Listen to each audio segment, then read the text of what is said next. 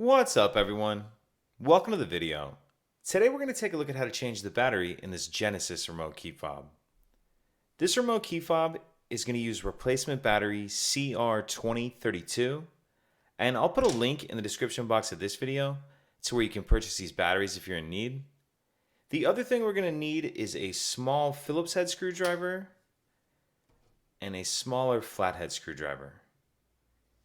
So if we grab the flathead screwdriver and we grab our key fob, if we hold it looking at it like this on the back side and we take a look on the right hand side, we see there's two notches right here. What I'm going to do is stick my screwdriver in that notch and just kind of gently pry up on the back cover, and then come up here, same thing. Once you get that back cover loose, go ahead and pull it all the way off. Now what we want to do is grab our Phillips head screwdriver, and we see this round piece that has a plus on it. That is the cover for the battery, and there's two small Phillips head screws that we need to remove. That out of there, and be careful with these small screws, they're easy to lose.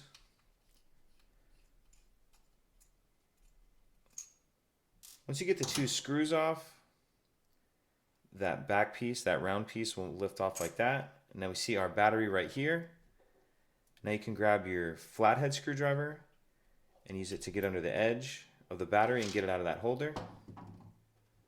We'll grab our new battery, and we want to make sure that we're installing that with the plus side up. And we kind of need to tuck this edge in first right here. Oops. Tuck this edge in first, and then we'll snap down into place. Now we'll grab our battery cover. And this little metal tab right here that my thumb's on is the first thing that you kind of need to tuck in under here. And then you'll see the screw holes will line up. Go ahead and put those two screws in.